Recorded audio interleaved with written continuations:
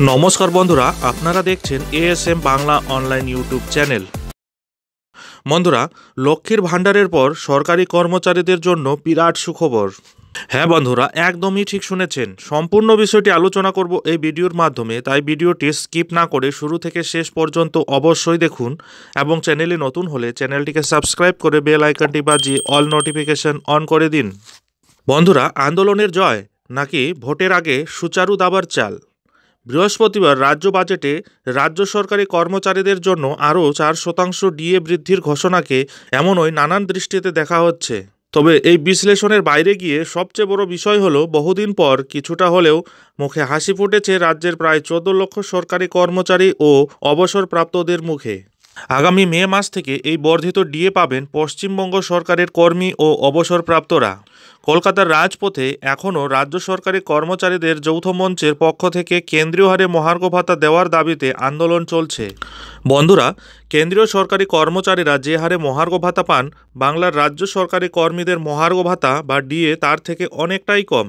এবার এই মূল্যবৃদ্ধির বাজারে ডিএ কেন্দ্রীয় হারে না দিলে সংসার চালানো কঠিন হয়ে পড়েছে দাবি তুলে আন্দোলনে নেমেছে রাজ্য সরকারি কর্মচারীদের একটি বড় অংশ।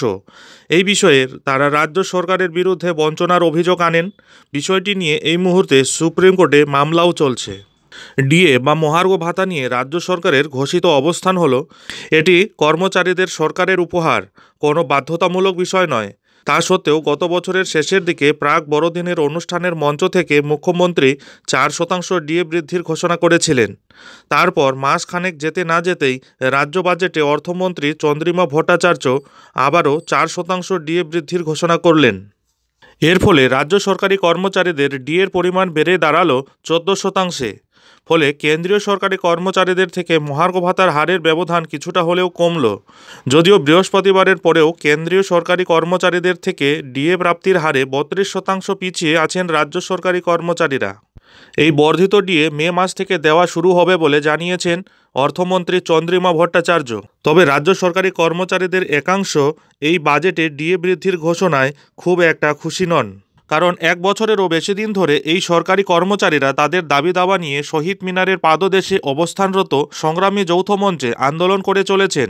তাদের দাবি কেন্দ্রীয় হারে বকেয়া ডিএ প্রদান করতে হবে। তাদের মতে মহার্ঘ ভাতা সরকারি কর্মচারীদের ন্যায্য অধিকার, কিন্তু তা নিয়ে বঞ্চনা করছে রাজ্য সরকার। তাছাড়া 21 দিন ধরে আমরণ অনশনেও রয়েছেন 3 জন সংগ্রামী যৌথ মঞ্চের সৈনিকরা। সরকার এই 4% ডিএ বৃদ্ধিকে খুশির খবর বললেও সরকারি কর্মচারীদের একাংশের মতে তা আদৌ কিন্তু খুশির খবর নয়। আপনিও যদি সরকারি কর্মচারী হয়ে থাকেন, তাহলে আপনি বিষয়টিকে কিভাবে দেখছেন অবশ্যই কমেন্ট বক্সে কমেন্ট করে জানাবেন। এই বিষয়ে পশ্চিমবঙ্গ সরকারের পাল্টা বক্তব্য, 2004 সালে কেন্দ্রীয় সরকার নয়া পেনশন নীতি চালু করেছে, সেই একই পথে হেঁটেছেন দেশের অন্যান্য বহু রাজ্য। এর ফলে সরকারি কর্মচারীদের অবসরের পর পেনশন দেওয়ার আর্থিক দায়ভার কেন্দ্রকে বহন করতে হয় না। বদলে কর্মরত সময়ে প্রতি মাসের মূল বেতন থেকে 14% অর্থ কেটে পেনশন তহবিলে জমা করা হয়। তাতে অতিরিক্ত 10% অর্থ দেয় কেন্দ্র। সেই মোট তহবিল শেয়ার বাজারে খাটানো হয়। সেখান থেকে যা রিটার্ন পাওয়া যায় অবসরের পর, সেটাই কর্মচারীদের পেনশন হিসেবে দিয়ে থাকে কেন্দ্রীয় সরকার।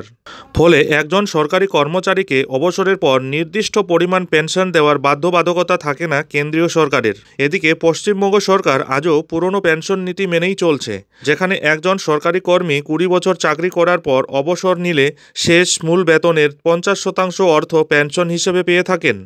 ফলে সরকারের নির্দিষ্ট দায় থেকে যায়। এই বিষয়টি তুলে ধরেই রাজ্য সরকারের বক্তব্য, একই সঙ্গে পুরনো পেনশন নীতি এবং কেন্দ্রীয় হারে মহার্ঘ ভাতা দেওয়া সম্ভব নয়। এদিকে রাজনৈতিক বিশ্লেষকদের মতে সুচিন্তিতভাবেই লোকসভা নির্বাচনের আগে রাজ্য সরকারি কর্মচারীদের 4% মহার্ঘ ভাতা বৃদ্ধি করা হয়েছে। এতে রাজ্য সরকারের প্রতি কর্মচারীদের ক্ষোভ কিছুটা হলেও প্রশমিত হবে বলে মনে করা হচ্ছে। যাই হোক বন্ধুরা, এই ভিডিওটি এখন এখানেই শেষ করছি। ভিডিওটি ভালো লাগলে ভিডিওতে অতি অবশ্যই একটি লাইক দিয়ে বন্ধুদের মধ্যে শেয়ার করে দিতে ভুলবেন না।